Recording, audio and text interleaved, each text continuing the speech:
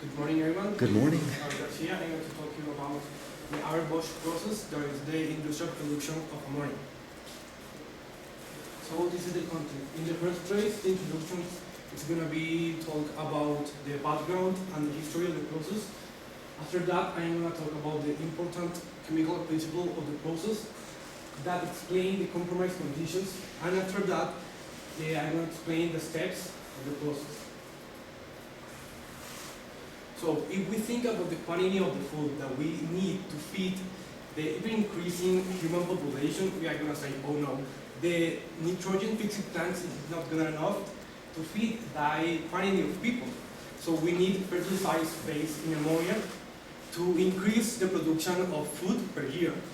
So if we think about the all chemical reactions that the human learn and conduct for their own purpose, we are going to say the Haber-Bosch process is important in this case to produce more food.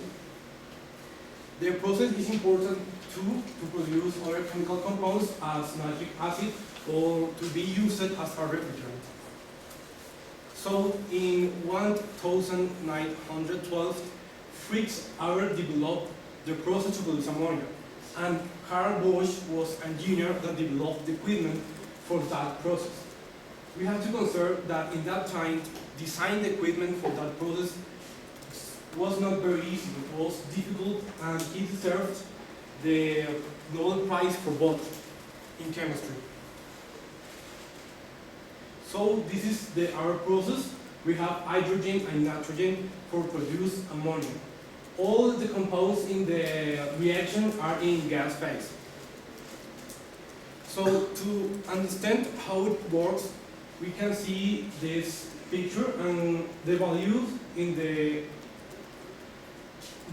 picture are the ammonia yield. It's the quantity of ammonia produced for the quantity and hydrogen and nitrogen that enters to the process. So we can see that the ammonia yield increase with high value or high pressure and decrease with high value of temperature. So we can say to increase the yield of ammonia, we do the process with high values of pressure and we decrease the temperature in the process. So how we gonna get this condition in the process?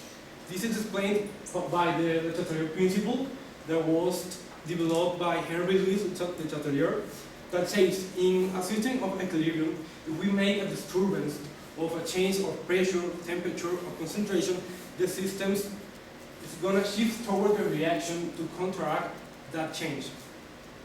So, for example, we have with the Haber process, a system in equilibrium means that the concentration of the compounds hydrogen, nitrogen, and ammonia are constant in the time.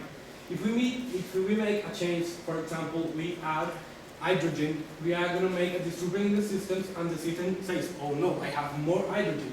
So I have to consume that hydrogen, so to come back to the equilibrium condition. So it produces more ammonia and consumes more hydrogen and more nitrogen. The compromise conditions are the conditions that are established to do the process.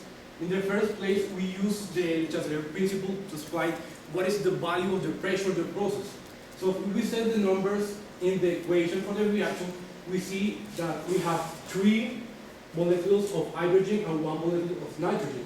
There are 4 molecules of volume of gas, and the other side we have just 2 molecules of volume of gas. So if we increase the pressure, we are going to decrease the volume of gas. So this is what we want, because we want to produce ammonia, so we have less volume and we increase the pressure. For the temperature, as we see in the figure, low temperatures are favored for the process. But if we have a low temperature, the molecules don't have the energy, the enough energy to collide and produce the reaction. So we have a compromise temperature that is not too high but it's not too low to produce the ammonia. And we have a catalyst. The catalyst don't change the yield of ammonia or the concentrations of the compounds, just make it faster. It's a short time to do the reaction.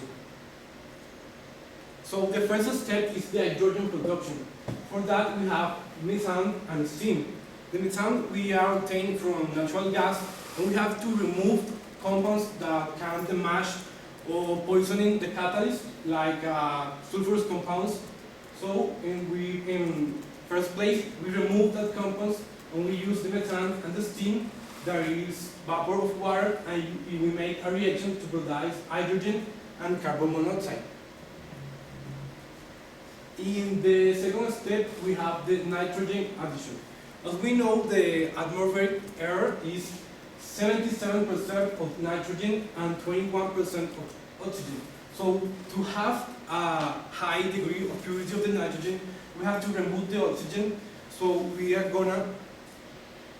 need hydrogen to react with the oxygen to produce water. So in that way, we are going to have a stream of gas of nitrogen with high purity.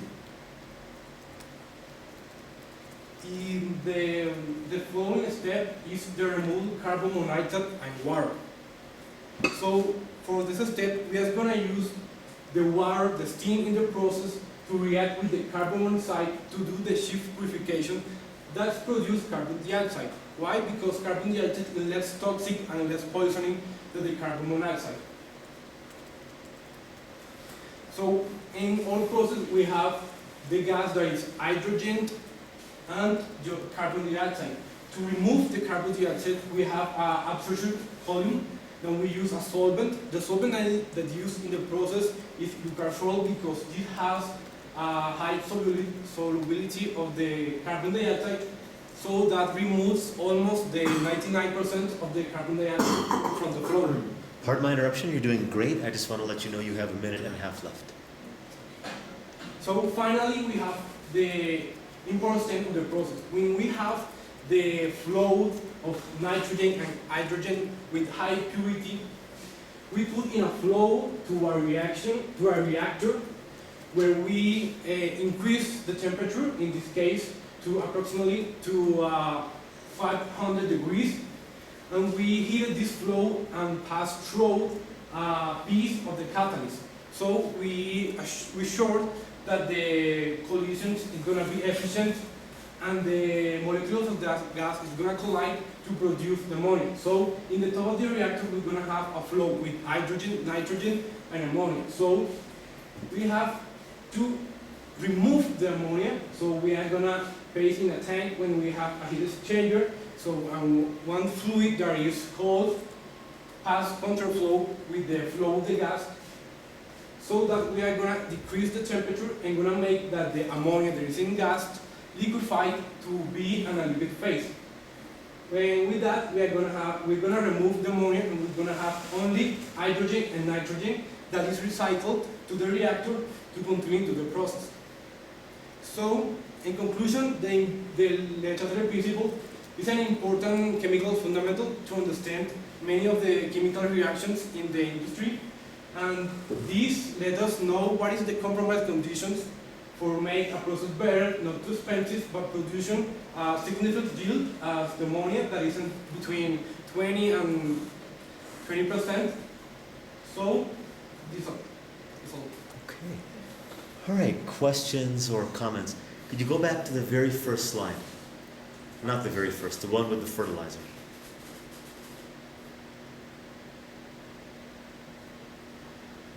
Yes, so you mentioned at the start that it was very important for fertilizer to increase food production. How much greater yield approximately do we get by means of adding the materials gained by the Haber process? It will be maximum, we have... What percent increase or gain in efficiency do we have on account of using this process, more or less? Like 25%. Oh, so this is huge. Okay. All right. Other questions or comments? No? Okay. So in a